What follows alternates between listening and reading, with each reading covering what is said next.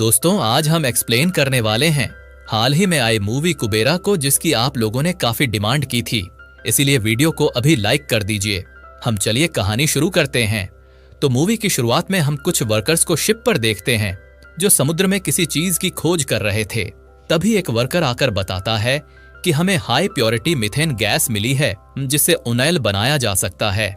यह सुनकर वहां का हेड खुश हो जाता है और सीधा यह बात कॉल करके उस कंपनी के मालिक नीरज को बताता है, जो कि इंडिया का बहुत बड़ा बिजनेसमैन है। तब यह सुनकर नीरज कहता है कि यह बात और किसी को पता नहीं चलनी चाहिए, अब हम इससे लाखों करोड़ों रुपए कमाएंगे। फिर यहां से सीधा नीरज एक मिनिस्टर सिद्धप्पा को कॉल करके उनसे मीटिंग करने पहुंच जाता है और बताता है कि जहां मेरी कंपनी अब तक रिसर्च कर रही थी वहां गैस पाई गई है जिससे आपका और हमारा दोनों का फायदा हो सकता है। तब सिद्धा कहता है कि इन सब में तो बहुत रिस्क है, क्योंकि अगर मैंने वह गैस का टेंडर तुम्हारी कंपनी को दे दिया तो मेरे ऊपर सवाल उठेंगे।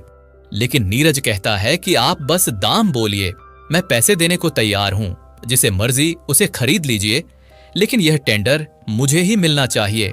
तब सिद्धप्पा मान जाता है कि मैं तुम्हें जल्द ही दाम बता दूंगा। इसके बाद नीरज सबसे पहले उसी शिप पर हमला कराकर वहां के सारे वर्कर्स को मार डालता है जिन्होंने उस गैस की खोज की थी, ताकि यह बात कहीं और ना फैले। फिर अगले दिन नीरज दोबारा सिद्धप्पा से मिलता है कि बताओ अब टेंडर के लिए क्या करना होगा। तो सिद्धप्पा कहता है कि आप हमें 1,00,000 करोड़ का इंतजाम करके दे दीजिए, जिसमें 500 ब्लैक मनी चलेगा और 500 व्हाइट। तभी आपको वह टेंडर मिल सकता है। जो सुनकर नीरज मान जाता है, क्योंकि यह डील अरबों की थी। लेकिन यहाँ यह सवाल था कि नीरज अब कैसे इतने सारे रुपए को व्हाइट मनी में ट्रांसफर करेगा। तो सिद्धप्पा कहता है कि आप हमें 1,00,000 करोड़ का इंतजाम करके दे दीजिए, जिसमें 500 ब्लैक मनी चलेगा और 500 व्हाइट। तभी आपको वह टेंडर मिल सकता है। जो सुनकर नीरज मान जाता है, क्योंकि यह डील अरबों की थी। लेकिन यहाँ यह सवाल था कि नीरज अब कैसे इतने सारे रुपए को व्हाइट मनी में ट्रांसफर करेगा, क्योंकि ब्लैक मनी में पैसे भिजवाना काफी आसान था। इसी चीज को लेकर जब वह परेशान होता है, तब उसके पापा उससे कहते हैं कि मैं एक सीबीआई ऑफिसर दीपक को जानता हूं। उसने एक बार रेड में हमारी कंपनी के 1,000 करोड़ पकड़े थे और वह बहुत ईमानदार है। लेकिन अगर हमने उसे अपनी साइड कर लिया ना, तो उसके दिमाग से हम ब्लैक मनी को वाइड कर सकते हैं, और इस समय वह एक जुर्म की सजा काट रहा है। तब यह सुनकर नीरज तुरंत जेलर को फोन करके दीपक के साथ अपनी मीटिंग को करता है और वह उसे ऑफर देता है कि मैं आपकी सजा खत्म करवा सकता हूं, बस बदले में आपको मेरे साथ थोड़ा 2 नंबर का काम करना होगा। लेकिन यह सुनते ही दीपक साफ मना कर देता है कि मैं अपने देश के साथ कोई धोखा नहीं करूंगा, और देखना मेरी सजा इस हियरिंग में खत्म हो जाएगी, क्योंकि मैंने कोई जुर्म किया ही नहीं। हालांकि कुछ ही दिनों में दीपक के केस की हियरिंग होती है और वहां जज सारी दलीलें सुनने के बाद दीपक को 10 साल की सजा सुना देते हैं। जो सुनकर तो दीपक के होश उड़ जाते हैं, और वहां दीपक की बीवी भी मौजूद थी, जो यह सब देखकर रोने लगती है। इसके बाद दीपक जेल जाते ही सबसे पहले नीरज को कांटेक्ट करता है और नीरज की सारी शर्तें मान लेता है। इसीलिए अगले ही पल नीरज दीपक को जेल से निकाल लेता है, क्योंकि पैसों से इस देश में कुछ भी किया जा सकता था। फिर दीपक अपनी बीवी और अपनी बच्ची से मिलता है, और फिर वह नीरज से मिलने जाता है और पूछता है कि बताओ मुझे क्या काम करना होगा। तब नीरज बताता है कि मुझे एक मिनिस्टर को 1,00,000 करोड़ रुपए भेजने हैं, लेकिन 500 ब्लैक मनी होगा और 1,000 व्हाइट मनी। तब दीपक कहता है कि मुझे थोड़ा समय दो, मैं कुछ सोचता हूं। फिर कुछ समय में दीपक नीरज से बताता है कि क्यों ना हम 4 भिखारियों को पकड़े और उनके नाम से अलग अलग कंपनी खोलें, जिसके थ्रू हम पहले स्विस बैंक में 1,000 करोड़ भेजेंगे और फिर वहां से व्हाइट मनी करके उस मिनिस्टर तक पहुंचा देंगे। तभी यह आइडिया नीरज को काफी पसंद आता है और वह 4 ईमानदार भिखारियों को ढूंढ के लाने का काम दीपक को दे देता है। इस काम में नीरज का आदमी पटेल भी दीपक के साथ मौजूद था। इधर हम एक भिखारी को देखते हैं जिसका नाम देवा होता है।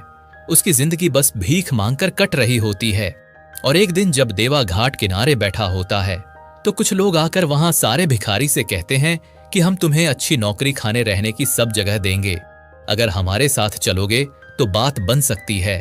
तब देवा यह सुनकर उन लोगों के साथ चल देता है, और यह दीपक के ही आदमी थे। असल में इन लोगों ने 3 भिखारियों को जमा कर लिया था और चौथा भिखारी देवा ही था। फिर हम बाकी के 3 भिखारी से मिलते हैं, खेलू, दिव्या और खुशबू, जो कि प्रेग्नेंट थी। यहाँ देवा इन तीनों से मिलता है और खुश हो जाता है कि चलो उसके जैसे कुछ लोग तो यहाँ पर हैं। फिर वहां दीपक आता है जो इन लोगों से काफी अच्छे से बात करता है और यहाँ देवा को कहीं ना कहीं लगने लगा था कि दीपक इन लोगों के भले के लिए काम कर रहा है। इसलिए दीपक जो भी कह रहा था देवा वह सब बड़े ध्यान से सुन रहा था। यहाँ हमें यह भी पता चलता है कि देवा की याददाश्त काफी तेज है। भले ही वह पढ़ा लिखा नहीं है, लेकिन कोई भी चीज उसे याद हो जाए तो वह कभी भूलता नहीं। खैर, फिर यहाँ दीपक इन चारों लोगों को अमीरों के स्टाइल में कैसे रहना है ये सब सिखाना शुरू कर देता है, क्योंकि आगे इन्हीं के नाम से दीपक कंपनी खोलेगा और पैसे स्विस बैंक के जरिए इंडिया में व्हाइट मनी बनाकर लाएगा। जिसके बाद इन लोगों की ट्रेनिंग शुरू हो जाती है और कुछ ही दिनों में यह लोग प्रॉपर बिजनेसमैन लगने लगे थे। फिर इनके नाम से कंपनी भी खुलवा दी जाती है और अब हर भिखारी के अकाउंट में 1000 करोड़ डलवा दिए गए थे। इसी दौरान 1000 करोड़ जो ब्लैक मनी में देने थे वह कार में भर भर कर दीपक मिनिस्टर तक पहुंचा देता है। साथ ही एक बार दीपक इन सारे लोगों को नीरज से भी मिलवाता है, लेकिन यह बात नीरज को पसंद नहीं आती, क्योंकि उसका कहना था कि मेरे बारे में किसी को भी पता नहीं चलना चाहिए। और असल में उसका प्लान था कि एक बार पैसे मिनिस्टर तक पहुंच जाए तो हम इन सारे भिखारियों को मरवा देंगे ताकि कोई भी सबूत ना बचे। इसके बाद जब इन लोगों के नाम से स्विस बैंक में अकाउंट खुल जाता है तो अब बारी थी यह सारा पैसा मिनिस्टर के पास पहुंचाने की। तब सबसे पहले दीपक खेलू के अकाउंट से उसके बायोमेट्रिक के जरिए 10,000 करोड़ मिनिस्टर के अकाउंट में पहुंचा देता है। यानी दीपक धीरे धीरे सारा पैसा पहुंचाने वाला था। फिर यहां से नीरज का आदमी रोबो खेलू को अपने साथ लेकर जाता है और वह उसे शिप पर ले जाकर जॉन से मार डालता है, जैसा कि नीरज ने कहा था। हालांकि इस बात की खबर दीपक को नहीं थी। वहीं देवा और बाकी के लोग खेलू का इंतजार कर रहे थे, लेकिन खेलू नहीं आता। तब देवा दीपक को फोन करके पूछता है कि खेलू तो आप लोगों के साथ गया था ना, वह अभी तक घर क्यों नहीं आया? यह सुनकर दीपक के होश उड़ जाते हैं और वह खेलू के बारे में पूछने सीधा नीरज के पास आता है कि तुम लोगों ने खेलू के साथ क्या किया। तो नीरज कहता है कि वह तो मारा गया, क्योंकि मैं कोई सबूत नहीं छोड़ सकता। जो सुनकर दीपक मना कर देता है कि मैं यह काम नहीं करूंगा। लेकिन नीरज कहता है कि अगर ऐसा है तो तुम्हें वापस जेल जाना होगा और अपने बेबी बच्ची के बारे में सोच लो, बिना बाप के उनका क्या हाल होगा। जो सुनकर दीपक शांत हो जाता है कि ठीक है, जैसा कहोगे मैं कर दूंगा। हालांकि दीपा का आगे कुछ भी करने का मन नहीं था। इसके बाद कुछ ही दिनों में दिव्या के अकाउंट से भी यह लोग पैसे ट्रांसफर कर देते हैं और फिर यहां से रोबोटो दिव्या को ले जाकर जान से मार डालता है। अब यह सब देखकर देवा भी हैरान था कि यहां से जाने वाला इंसान लौटकर नहीं आता, पर वह यह बात शेयर करता भी तो किससे। हालांकि इस दौरान देवा की दोस्ती खुशबू से हो गई थी। फिर एक रात रोबो, जो इन भिखारियों पर नजर रखता था, वह ज्यादा ड्रिंक कर लेता है और इसी कारण वह खुशबू के साथ जबरदस्ती करने की कोशिश भी करता है। तब देवा आकर खुशबू को बचाता है और रोबो को दूर फेंककर मारता है। फिर वह खुशबू के साथ वहीं वॉशरूम में छुप जाता है। खैर, फिर अगले दिन जब दीपक देवा को लेने आता है तो जाकर देवा वह दरवाजा खोलता है, क्योंकि देवा दीपक को ही अच्छा इंसान मानता था और दीपक के कहे अनुसार देवा उसके साथ ऑफिस के लिए निकल जाता है, क्योंकि अब दीपक देवा के अकाउंट से 10,000 करोड़ ट्रांसफर कराने वाला था। लेकिन उससे पहले इन्हें एक रजिस्ट्रार को देवा की कंपनी से पैसे खिलाने थे, जिसने देवा की कंपनी खोलने में मदद की थी। इसीलिए देवा खुद वहां मालिक बनकर रजिस्ट्रार के दूसरे फ्लैट पर जाता है और उसे काफी सारे पैसे देता है, जैसा कि दीपक ने करने को कहा था। इसके बाद देवा यहां से सीधा दीपक के पास आता है और सबसे पहले बताता है कि उस रोबो ने खुशबू की इज्जत पर हाथ डाला था। जो सुनकर दीपक को गुस्सा तो बहुत आता है, पर वह रोबोटो को कुछ कहता नहीं, क्योंकि वह नीरज का आदमी था।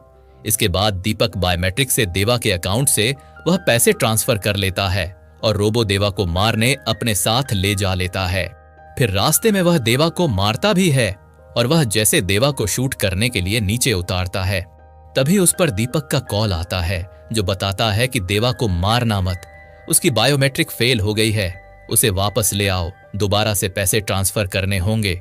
जो सुनकर रोबोट जैसे ही पीछे मुड़ता है देवा को ले जाने के लिए, तो पता चलता है कि देवा तो यहां से भाग चुका है, जो देखकर उसके होश उड़ जाते हैं। इधर हम देवा को देखते हैं, जो भागते भागते एक रेलवे स्टेशन पर आ जाता है और वहीं बैठ जाता है। तभी उसे एक लड़की दिखती है जो बस रोए जा रही थी। असल में वह अपना घर छोड़कर एक लड़के के लिए मुंबई आई थी, लेकिन वह लड़का तो इस लड़की के लिए आया ही नहीं, यानी उसने धोखा दे दिया। और यहां पता चलता है कि उस लड़की का नाम समीरा है। तभी वहां देवा एकदम से चक्कर खाकर गिर जाता है, और वह किसी एंगल से भिखारी नहीं लग रहा था, तो समीरा आकर उसकी मदद करती है। और जब देवा भूख का नाम लेता है तो वह उसे खाने के लिए चॉकलेट भी देती है। फिर वह अपनी एक फ्रेंड को कॉल करके सारी कहानी बताती है कि अब मैं घर से भाग आई हूं तो वापस भी नहीं जा सकती, ऐसे में क्या करूं। तब उसकी सहेली कहती है कि अभी तू मेरे घर आ जा, बाद में देखते हैं कि क्या करना है। तब यहां से समीरा जैसे ही जाने लगती है तो देवा भी उसके पीछे पीछे चलने लगता है, और वह कहता है कि मुझे अपना फोन दे दो, मुझे बस अपने सर को कॉल करना है और वह मुझे आकर ले जा लेंगे। असल में देवा को लग रहा था कि यह रोबो ही बेकार इंसान है और दीपक उसे बचा लेगा, इसीलिए वह सीधा दीपक का नंबर याद करके उसे कॉल लगाता है। लेकिन दीपक तो खुद देवा को ढूंढने में बिजी था, इसलिए वह कॉल रिसीव ही नहीं करता। तब समीरा अपना फोन लेकर स्विच ऑफ कर देती है ताकि उसे कोई डिस्टर्ब ना करे। फिर वह अपने दोस्त के घर जाने लगती है। इस पर देवा कहता है कि मुझे भूख लगी है, अगर आप मुझे मस्जिद तक छोड़ देंगी तो आपकी बड़ी मेहरबानी होगी, क्योंकि आज फ्राइडे है तो वहां खाना मिल जाएगा। जो देखकर समीरा को दया आती है और वह उसे एक मस्जिद के पास छोड़कर अपनी फ्रेंड के यहां चली जाती है। इसके बाद हम देखते हैं कि जैसे दीपक अपना फोन देखता है तो उसे देवा की आवाज सुनाई देती है, क्योंकि देवा ने वॉइस मैसेज छोड़ दिया था। यह सुनते दीपक तुरंत समीरा का नंबर ट्रेस करके उसकी फ्रेंड के घर पहुंच जाता है, और वहां वह देवा की फोटो दिखाकर पूछता है कि इसके साथ तुम क्या कर रही थी। यह देखकर तो समीरा के फ्रेंड के घर वाले भी हैरान थे और उन्हें लगता है कि समीरा इसी लड़के के साथ भागकर यहां आई होगी। हालांकि अकेले में समीरा दीपक को सब कुछ बता देती है कि उसने देवा को कहां छोड़ा था।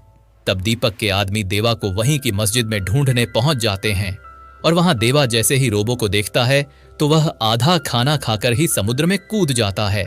फिर अगले दिन जब देवा को होश आता है तो वह समुद्र किनारे पड़ा था और वह इधर उधर भटकने लगता है। इधर समीरा के फ्रेंड के घर वालों ने भी उसे घर से निकाल दिया था कि ना जाने यह लड़की क्या कारण करके भागी होगी। और जब समीरा अपने लिए हॉस्टल ढूंढ रही होती है तभी उसे देवा मिलता है, जो फिर से उसके पीछे पड़ जाता है कि मैडम मेरी मदद कर दो, लेकिन समीरा तो उसे भगा देती है। इधर दीपक पर नीरज का कॉल आता है, जो कहता है कि कैसे भी करके सारे पैसे जल्दी ट्रांसफर करो, यह काम मेरी सरदर्दी बन गया है। तब दीपक खुशबू को पैसे ट्रांसफर करने के लिए बुलाता है, और यह काम होने के बाद शायद खुशबू को भी मार दिया जाता है। हालांकि दीपक अंदर ही अंदर घुटे जा रहा था कि उसने गलत आदमी से हाथ मिला लिया। इसके बाद देवा एक रात दीपक से मिलने दोबारा उसी जगह पर आता है जहां उसे रखा गया था। तब वहां उसे देखकर गार्ड तुरंत दीपक को कॉल कर देते हैं, और देवा को भी लग रहा था कि दीपक आते ही सब संभाल लेगा। लेकिन जैसे ही दीपक आता है तो देवा देखता है कि उसके साथ रोबो भी है। यह देखकर वह समझ जाता है कि दीपक रोबो सब एक साथ मिले हुए हैं, और फिर वह वहां से भागने लगता है। तब रोबो और उसके लोग देवा को पकड़ने की काफी कोशिश करते हैं, लेकिन जैसे देवा उनके हाथ आने वाला था तो वहां जंगली कुत्ते कहीं से आकर रोबो पर हमला कर देते हैं और देवा बचकर भाग निकलता है। इसके बाद अब रोबो के जख्मी होने से यह बात नीरज को भी पता चल जाती है कि देवा के पास 10,000 करोड़ रुपए हैं और वह उन पैसों के साथ फरार है। यानी अब इन्हें केवल 10,000 करोड़ ही मिनिस्टर के अकाउंट में डालने थे। इसलिए नीरज दीपक को यह काम जल्द से जल्द करने को कहता है। साथ ही नीरज उस रजिस्ट्रार को भी मरवा देता है जो देवा से मिला था, ताकि देवा उसके पास ना जा सके। खैर, इधर हम देवा को देखते हैं जो पिछली रात घायल हो गया था, और वह घायल हालत में ही समीरा के हॉस्टल के बाहर सो गया था। इसीलिए समीरा ने उसे हॉस्पिटल में एडमिट कराया था। फिर होश में आकर समीरा पहले तो देवा को खूब सुनाती है कि मेरे पीछे क्यों पड़े हो, इस बार तो हॉस्पिटल पहुंचा दिया, आगे से मैं कुछ भी नहीं करने वाली। फिर समीरा उससे पूछती है कि आखिर तू है कौन। तो देवा बताता है कि मैं तिरुपति में भिखारी था जिसे कुछ लोग यहां ले आए।